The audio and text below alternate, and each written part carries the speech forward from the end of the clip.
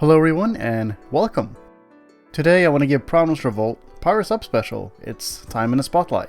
As usual, I'll go over the basics, then dive deeper into stuff you might have never known. First, a little overview of the move itself.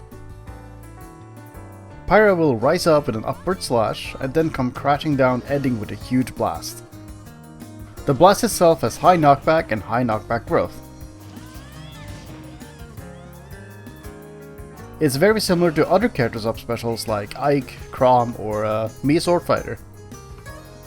The initial slash and the stab that comes after it both have a ton of hit stun in order for the move to connect properly. Which of course means they have other uses.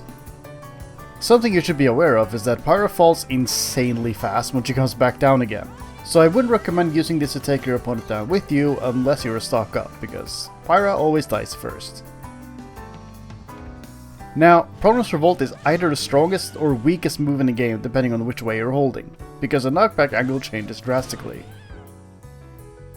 You feel like you might want to hold in when you get hit, but that only makes you die far earlier. When you hold away, you live much longer, especially if you have a lot of room to work with. It's when you get closer to the top or side blast zones where DI gets more complicated. When you're at the top, you want to DI away, and if you're close to the side, you want to DI in or diagonally up.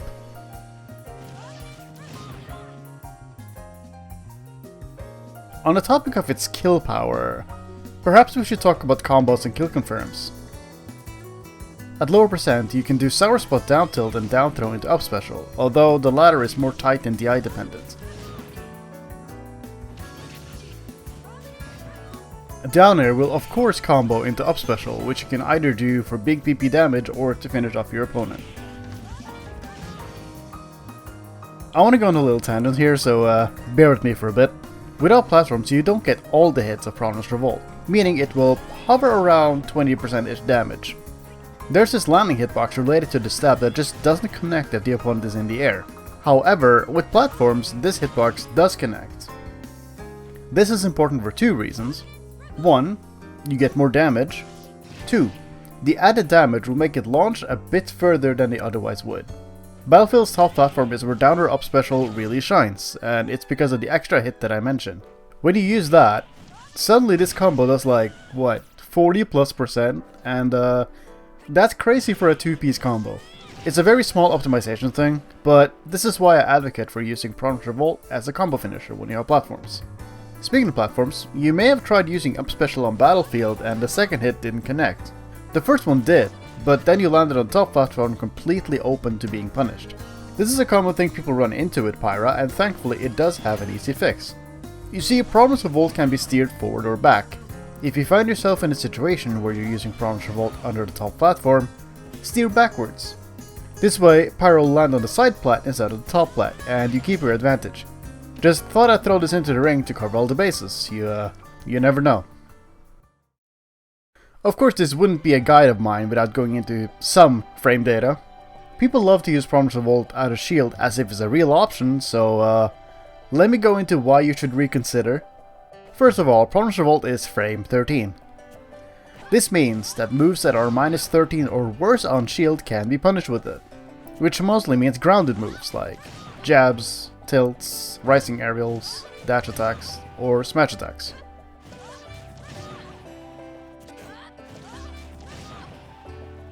However, those aren't the kind of moves the opponents will use on shield most of the time.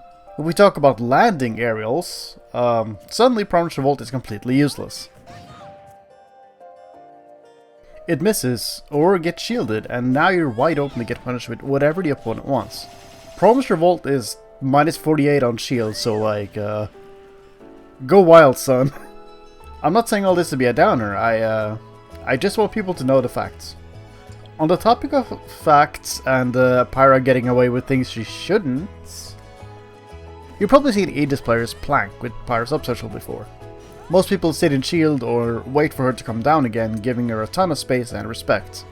That being said, I'm happy to share that you can always punish her for doing this. You see, it takes quite some time for Pyra to come back down again after the move has started, and the initial hit isn't very safe on shield at all, giving you plenty of time to hit her. I just wanted to mention this because planking with up special is a lot worse than it looks. Next I want to talk about recovery for a bit, as I have some notable things. First of all, you might have experienced that Pyra's up special just doesn't hit opponents on the way up. And that's because the visuals are very deceptive and the slash is way smaller than it looks. About halfway up, the move no longer has a hitbox, and it doesn't get one until Pyra starts plummeting again.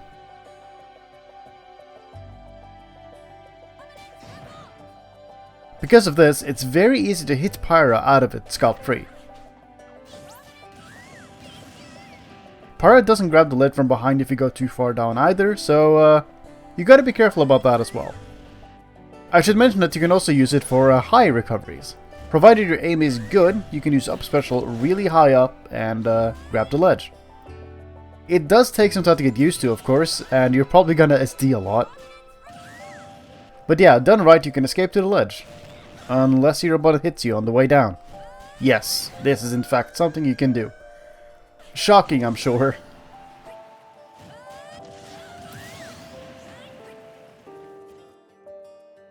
Lastly, I want to talk about some ledge shenanigans.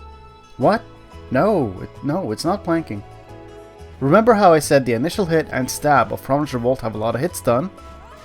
You can do some cool things with those.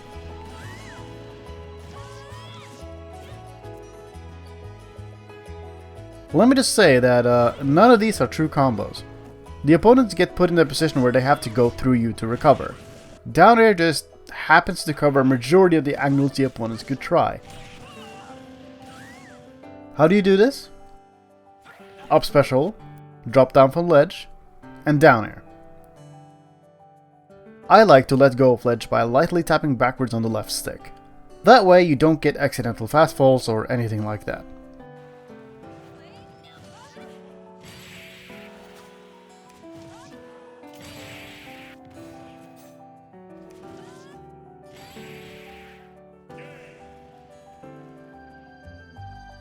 But yeah, that's pretty much everything I wanted to say. And as usual, if I didn't talk about something, feel free to yap about it in the comments. If you're still here, there's more videos for you that I would be happy if you watched. Thanks for watching, and take care.